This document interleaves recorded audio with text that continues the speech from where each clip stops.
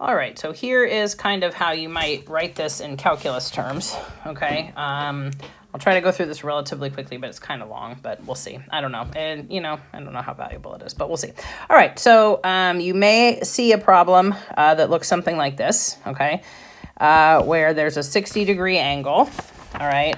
And a physics student launches a dart at 6.2 meters per second, and we want to know how far away does the other disc have to be. Okay, so I'm going to kind of go through this part pretty quickly. So the way you might sort of solve it, right, is how we've been doing. So you might make this. Your V naught x is going to be V naught cos 60, which is 6.2 cos 60. Oh, and make sure you're in degrees, by the way. I kind of forgot to mention that. Okay. And then V naught sine 60 would be 6.2 sine 60.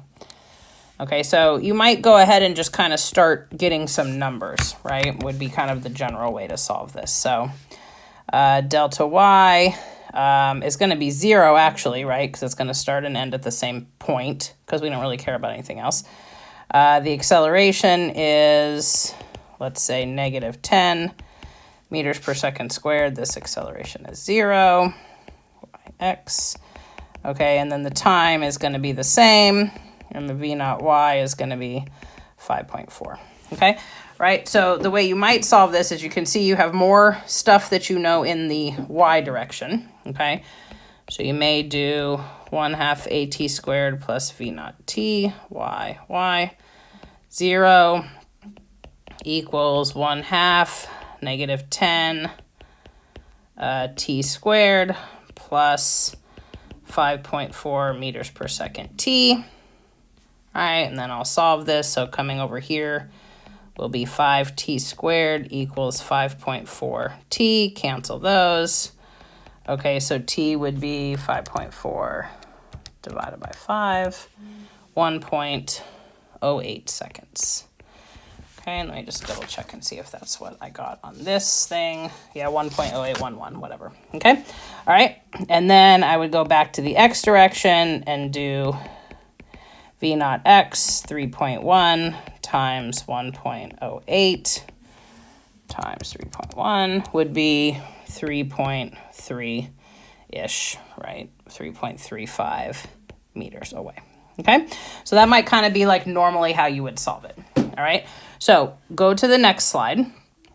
Okay, and we want to think about doing it more in like an AP style, right? So if we're going to do it in more of an AP style, then we might sort of, okay, so we'll still have our picture. V naught, whatever, okay, and we'll still make our list, but we would kind of want to try harder to keep it in variables, okay? So my delta x, I don't know. My t, I don't know. My delta y is 0. My V naught y, we would just call that V naught sine 60. And then my V naught x, we would just call it V naught cos 60. Okay, and then you have your accelerations. We would, let's see if I want to do this. Hold on, I'm looking at my notes.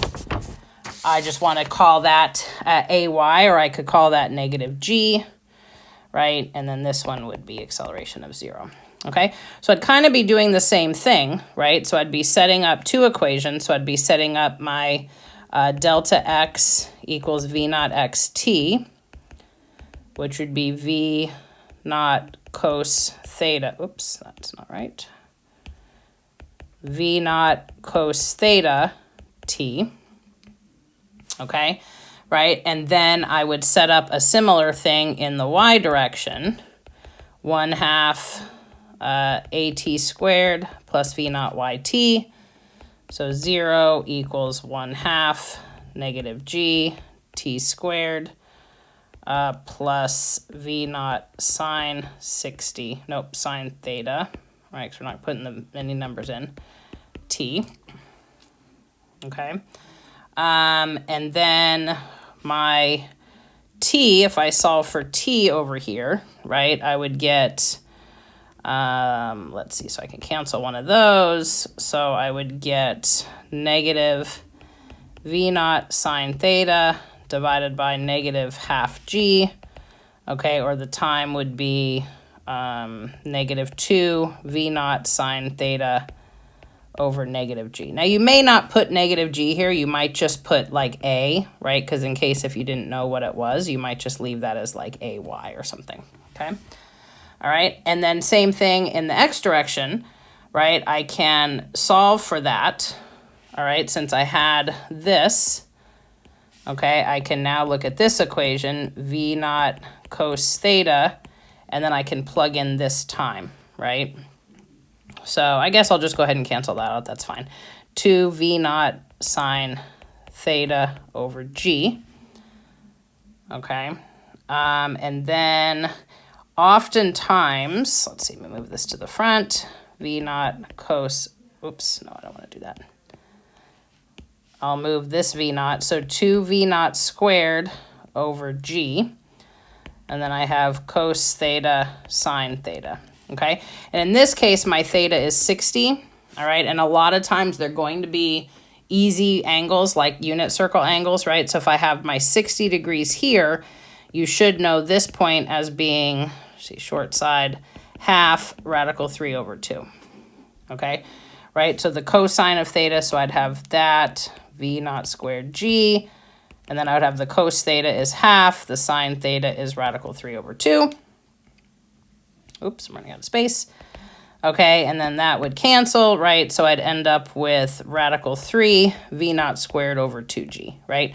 So you may see an answer that looks something like that in, like on the answers, right? Because it wouldn't have numbers. It would just be in all variables. Okay, and then you could plug in the numbers here if you wanted to, right?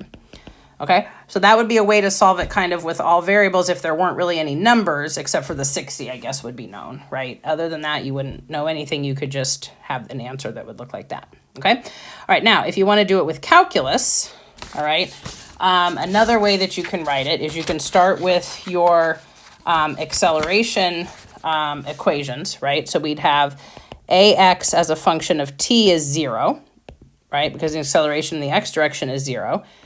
And ay as a function of t is going to be negative 9.8 meters per second squared, or negative 10, okay, because that's a constant. All right, so if I want the velocity functions, I want to integrate ax of t dt, okay, vx of t would be the integral of 0 dt, okay, and then when I integrate that, I'm going to get I'm going to get 0 meters per second. Oops, that's not right. 0 meters per second squared t plus some constant, which is going to be the initial velocity, okay, which is going to be that v naught cos theta. All right. On this side, if I have vy of t and I integrate the acceleration in the y direction, okay, then I'm going to integrate the negative 9.8 meters per second squared with respect to time, okay? And then remember, if you haven't learned integrals yet, that's fine. You're just kind of making it so if you chain ruled it back and took the derivative, it would be fine. So it'd end with negative 9.8 meters per second squared t plus some initial constant, right, which we know will be the initial velocity. And then I would just have this equation, okay, which you should recognize as the regular, right? This is just the regular v final equals at plus v naught. And then this one is just a constant, okay? So if you wanted to go further and then take the integral again, right, then you could get the position equation, vxt dt, okay? And then this one would be y of t would be the integral of vy with respect to time. Okay, and then let's see, where did I write this at? On the back here. Okay, all right, so then I'm just going to put in my function. So I'm integrating v naught cos theta with respect to time. Okay, which just means it's going to be v naught cos theta times plus whatever the initial position was. Okay, because this is a position function instead of like a delta x. All right, same thing over here. If I do this one, right, I'm going to get negative 9.8 t plus this, right? Okay. And then I'm going to get negative 9.8 meters per second squared, oops, over 2 times t squared, right? Because when I take the derivative back, it gives me 9.8 t. Okay, plus v naught sine theta t. Okay, and then that equation, right? Oh, and then, oops, sorry, plus a constant, which would be the initial. All right. So that is your 1/2. See, you see here, this is your position is 1/2 a t squared plus v naught t. Okay, plus the initial, but usually, right, we put that over here to be a displacement. Okay, and then same thing here, we have this position function like this. Okay, all right. Now, this you probably won't see too often, but you might see it, right? You might see something that looks like this, where they'll say the vector for acceleration, okay, this is the x, and then we call that I hat. We read that I hat. So ijk just means x, y, z. Okay, so the acceleration would be 0 acceleration in the x direction, or we call that I hat, okay, plus, because it's wearing a little hat, right? Meters per second squared j hat, because that would be in the y direction. Okay, so if you ever see something like this with this I hat, j hat, this is unit vector notation. It's just means it's giving you the components of it. All right, I could do the same thing with the velocity. Okay, so I'd have my position, or sorry, my x direction velocity in the I, because that's a constant, right? Plus in the y direction, or the j direction, I had that, meters per second, j hat, right? So see, this is just these constants, right? I'm just doing like, that's the velocity, that's the at plus v naught. That's all you're doing, is you're just writing it, okay? And then for position, we usually call it r, right? Because it's not x or y or distance or anything, it's kind of the components, all right? So then I would just copy my position for the x, cos theta t plus x naught meters in the I direction, okay, plus, then I have this whole ugly thing, meters per second squared over 2 t squared plus v naught sine theta t plus y naught.